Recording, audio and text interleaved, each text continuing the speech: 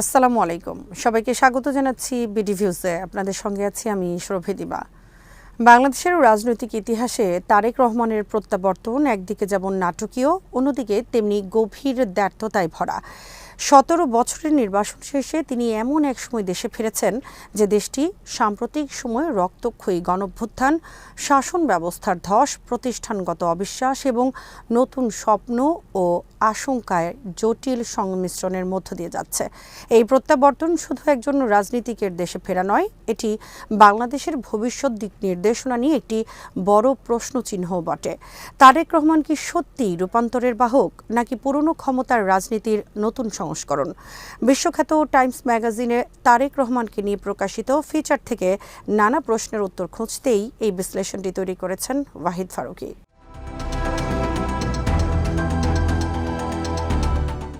তারেক রহমানের রাজনীতিতে ফিরে আসাটা বেশ তাৎপর্যপূর্ণ।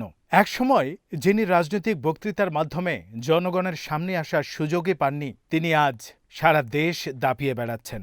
শেখ হাসিনার দীর্ঘ শাসনামলে তার বক্তব্য প্রচারে নিষেধাজ্ঞা ছিল, ফলে তিনি কার্যত নীরব বিরোধী নেতায় পরিণত হন। আজ যখন তিনি ফিরেছেন, তখন যেন তার কণ্ঠ সম্পূর্ণ দৃঢ় নয়। এ যেন এক রাজনৈতিক রূপক, যেখানে তার নেতৃত্বের শক্তি, বিশ্বাসযোগ্যতা এবং ভবিষ্যৎ দায়িত্ব নিয়ে জাতি দ্বিধাগ্রস্ত।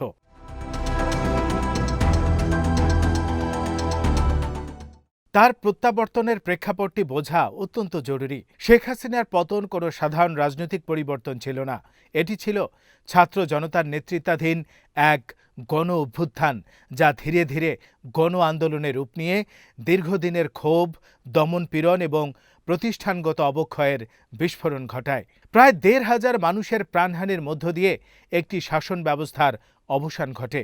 এই রক্তের উপর দাঁড়িয়েই নতুন রাজনৈতিক বন্দোবস্ত গড়ার চেষ্টা চলছে, যেখানে অন্তর্বর্তী সরকারের সংস্কার প্রচেষ্টা, সংবিধান সংশোধনের উদ্যোগ এবং নির্বাচনের প্রস্তুতি সমান্তরালভাবে এগিয়ে যাচ্ছে।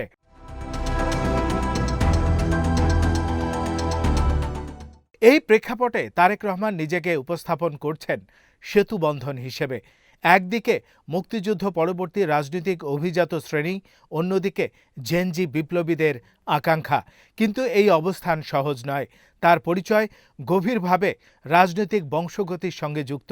তিনি শহীদ রাষ্ট্রপতি জিয়াউর রহমানের পুত্র এবং সাবেক প্রধানমন্ত্রী খালেদা জিয়ার উত্তরাধিকারী। বাংলাদেশের রাজনীতিতে এই ধরনের বংশগত পরিচয় একদিকে যেমন সমর্থন এনে দেয়, অন্যদিকে তেমনি সন্দেহ তৈরি করে। কারণ সাম্প্রতিক আন্দোলনের মূল স্লোগানগুলোর মধ্যে একটি ছিল ক্ষমতার বংশানুক্রমিক দখলের বিরুদ্ধে।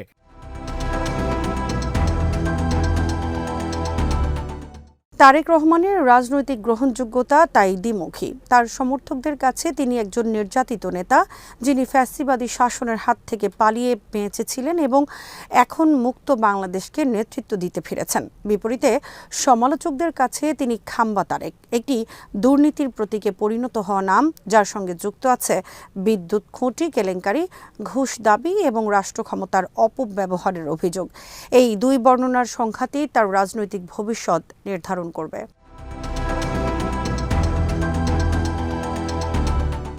তারেক রহমান নিজে দাবি করেন তিনি দুর্নীতির সব অভিযোগ থেকে মুক্ত। অন্তর্বর্তী সরকার তার বিরুদ্ধে থাকা মামলাগুলো বাতিল করেছে এবং তিনি বলেন যে আগের শাসনামলে অভিযোগগুলো ছিল রাজনৈতিক উদ্দেশ্য প্রণোদিত। সত্যি শেখ হাসিনার আমলে বিচার ব্যবস্থা এবং গণমাধ্যমের স্বাধীনতা নিয়ে গুরুতর প্রশ্ন ছিল, কিন্তু একই সঙ্গে এটাও অস্বীকার করা যায় না যে তারেক রহমানের বিরুদ্ধে আন্তর্জাতিক পর্যায়ে নেতিবাচক মূল্যায়ন ছিল। এমনকি মার্কিন কূটনৈতিক বার্তায় তাকে ক্লেপ্টোক্র্যাটিক রাজনীতির প্রতীক বলা হয়। ফলে প্রশ্ন ওঠে, এই অভিযোগগুলোর সম্পূর্ণ নিষ্পত্তি কি সত্যি হয়েছে, নাকি ক্ষমতার পালাবদলে কেবল রাজনৈতিক ভারসাম্য বদলেছে?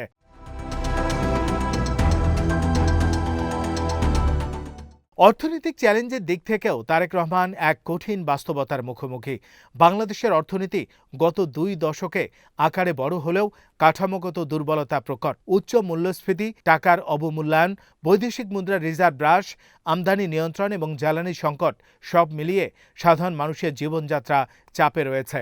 তরুণ বেকারত্ব 13.5% এবং প্রতিবছর প্রায় 20 লাখ তরুণ শ্রমবাজারে প্রবেশ করছে।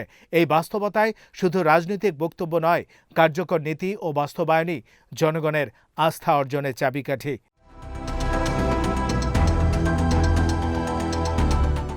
তারেক রহমান নিজেকে একজন পলিসি অঙ্ক হিসেবে উপস্থাপন করতে চান। তার প্রস্তাবিত পরিকল্পনাগুলো নদী ও খাল খনন, বৃক্ষরোপণ, সবুজ নগরায়ন, বর্জ্য থেকে বিদ্যুৎ উৎপাদন, কারিগরি শিক্ষার আধুনিকীকরণ সবই কাগজে কলমে আকর্ষণীয়। কিন্তু বাংলাদেশের ইতিহাস বলে পরিকল্পনার অভাব কখনোই মূল সমস্যা ছিল না।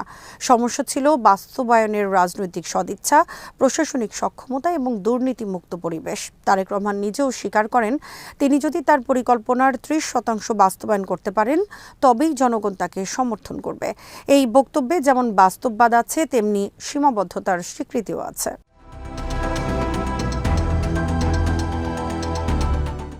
রাজনৈতিক সংস্কারের প্রশ্নে পরিস্থিতি আরও জটিল।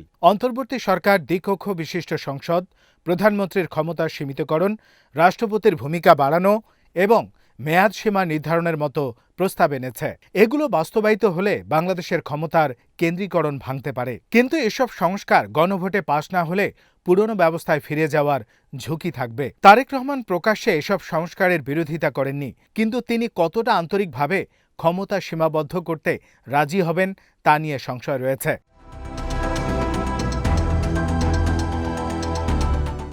টাইম ম্যাগাজিনের ফিচারে দাবি করা হয়েছে, আরও বড় বিতর্ক তৈরি হয়েছে আওয়ামী লীগকে নির্বাচন থেকে বাদ দেয়া নিয়ে। শেখ হাসিনার দল দীর্ঘদিন ক্ষমতায় থেকে গুরুতর মানবাধিকার লঙ্ঘনের অভিযোগে অভিযুক্ত হলেও তারা দেশের সবচেয়ে পুরনো এবং বৃহৎ রাজনৈতিক শক্তিগুলোর একটি। তাদের নিষিদ্ধ বা বাদ দেয়া কি ন্যায় বিচারের অংশ নাকি রাজনৈতিক প্রতিহিংসা? এই প্রশ্নের উত্তর সহজ নয়।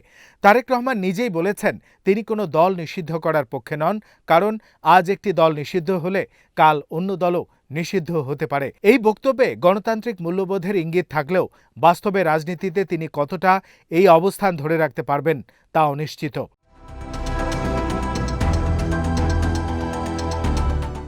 আন্তর্জাতিক প্রেক্ষাপটেও তারেক রহমানের সামনে কঠিন সমীকরণ রয়েছে।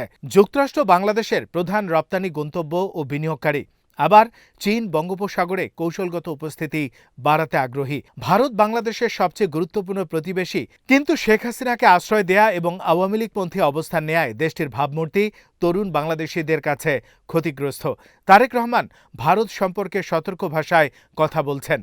স্বার্থ আগে, তারপর সম্পর্ক। এই ভারসাম্য রক্ষা করা সহজ হবে না, বিশেষ করে যখন অভ্যন্তরীণ রাজনীতিতে ভারত বিরোধী আবেগ অত্যন্ত শক্তিশালী।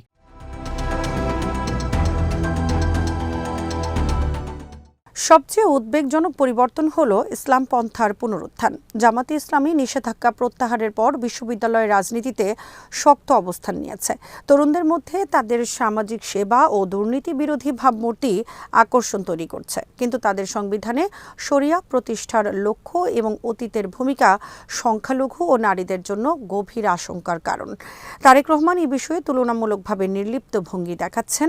বলছেন, জনগণ কথা বলার স্বাধীনতা চায়, কিন্তু প্রশ্ন থেকে যায়, এই স্বাধীনতার নামে যদি মৌলিক অধিকার ক্ষুণ্ণ হয় তখন তার অবস্থান কি হবে?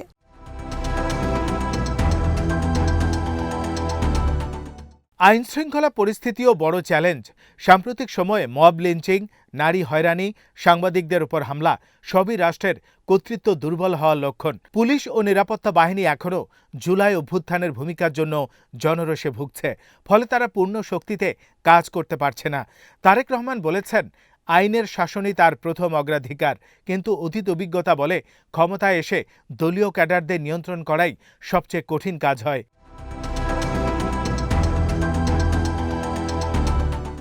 তারেক রহমানের ব্যক্তিগত রূপান্তরের প্রশ্নটিও গুরুত্বপূর্ণ। লন্ডনে নির্বাসিত জীবনে তিনি যে নিঃসঙ্গতা, পাঠ্যাভ্যাস এবং আত্মসমালোচনার মধ্য দিয়ে গেছেন, তা কি তাকে বদলে ফেলেছে? নিজের বিরুদ্ধে ব্যঙ্গাত্মক কার্টুন শেয়ার করা বা মায়ের জানাজায় রাজনৈতিক বক্তব্য না দেয়া এসব ইঙ্গিত দেয় যে তিনি ইচ্ছাকৃতভাবে নরম ও সংযত ভাবমূর্তি গড়ছেন। কিন্তু রাজনীতিতে ব্যক্তিগত পরিবর্তন তখনই অর্থবহ হয় যখন তা প্রাতিষ্ঠানিক আচরণে প্রতিফলিত হয়।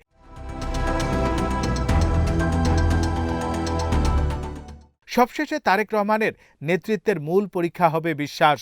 সত্যি কি তিনি এমন বাংলাদেশ গড়তে পারবেন যেখানে ক্ষমতা ব্যক্তির হাতে কেন্দ্রীভূত নয়, প্রতিষ্ঠান শক্তিশালী, মত প্রকাশ নিরাপদ এবং অর্থনৈতিক সুযোগ সবার জন্য উন্মুক্ত?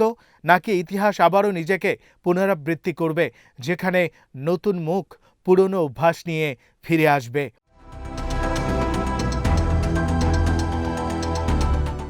বাংলাদেশ আজ এমন এক সন্ধিক্ষণে দাঁড়িয়ে যেখানে ভুলের সুযোগ নেই। জনগণ ক্লান্ত, ক্ষুব্ধ এবং একই সঙ্গে আশাবাদী।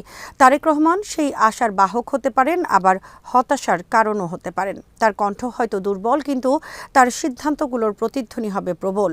এই প্রতিধ্বনি গণতন্ত্রের দিকে যাবে নাকি আবারও ক্ষমতার গহ্বরে, সেই উত্তরই আগামী দিনের বাংলাদেশ নির্ধারণ করবে। আজ এখানেই শেষ করছি। সবাই ভালো থাকুন, সুস্থ থাকুন আর দেখতে থাকুন বিডি ভিউজ। চ্যানেলটি ভালো লাগলে সাবস্ক্রাইব করুন।